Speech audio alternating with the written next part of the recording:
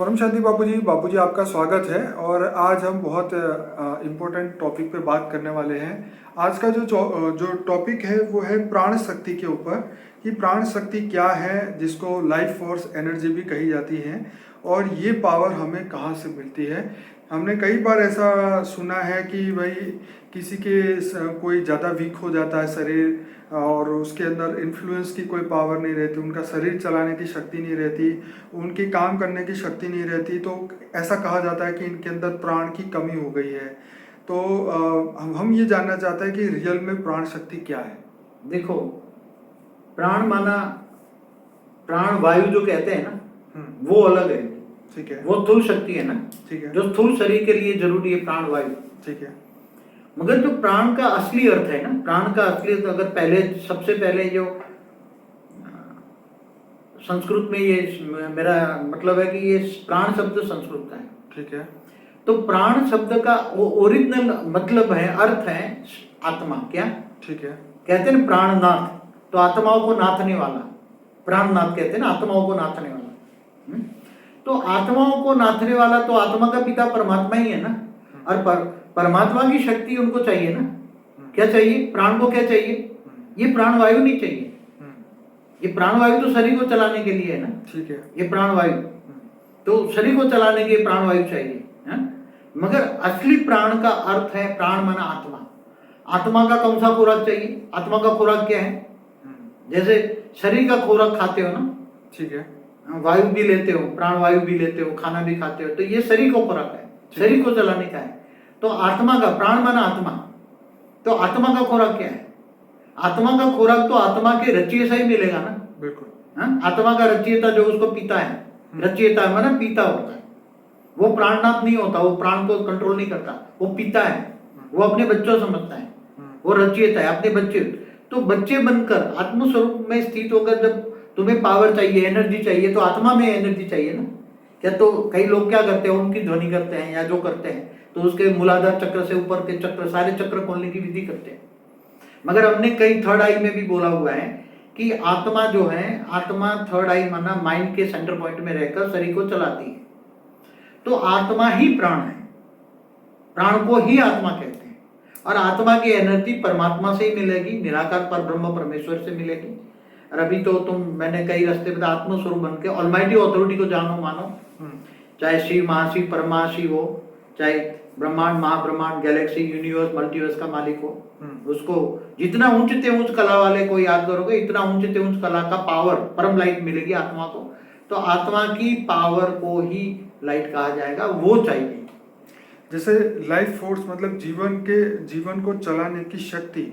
अब जीवन को देखो, जीवन चलाने की शक्ति और आत्मा चलाने की शक्ति अलग है, समझ में आए? जीवन माना ये जो मनुष्य जीवन है ना, ये चलाने के लिए तो तुम्हें प्राण वायु भी चाहिए और खुराक भी चाहिए, दोनों चाहिए ना। ये जीवन मनुष्य जीवन चलाने के लिए। मगर आत्मा के अंदर फोर्स बनने के लिए, आत्मा की प्राण, आत्मा की शक्ति, प्राण माना आत्मा, आत्मा की शक्ति के लिए तो तुम्हें परमात्मा से मिलेगी। आपने एक वीडियो में ये भी कहा है कि शरीर को चलाती है आत्मा, ठीक है, और आत्मा जैसे आपने कहा कि वो प्राण है। अब आत्मा के अंदर शक्ति आएगी तो हमारे शरीर को चलाने की जो शक्तियां हैं वो भी बढ़ेगी।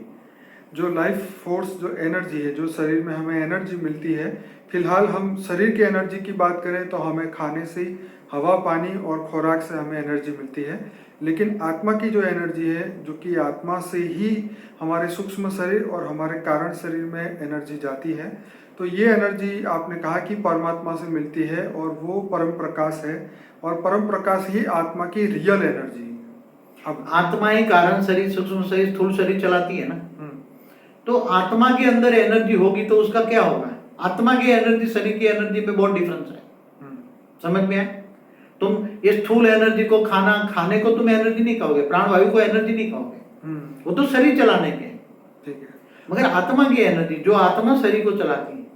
बिल्कुल सही कहा बाबूजी, क्योंकि मैंने एक जगह पे सुना भी था कि शरीर से तो मतलब ये शरीर के लिए जो हमें खुराक से जो एनर्जी प्राप्त होती है वो तो शायद 10 या 20% ही है, लेकिन आत्मा को जो एनर्जी मिलती है उसके बारे में तो कहीं भी आत्मा की एनर्जी तो वो तो सीधी आत्मा में आएगी ना। आत्मा को खुराक है परम प्रकाश। आत्मा किससे बनी है? परम प्रकाश से, ठीक है, डिवाइन लाइट से।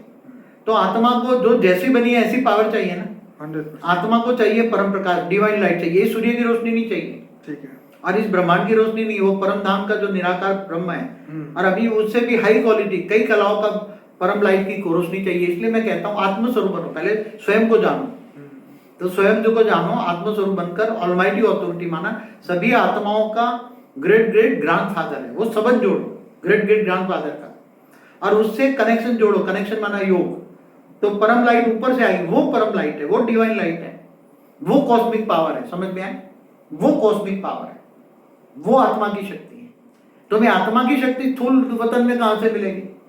आप समझो, स्थूल दुनिया है, ये 5 तत्वों की दुनिया, मृत्यु लोक है। तो मृत्यु लोक में आत्मा की शक्ति कहां से होगी?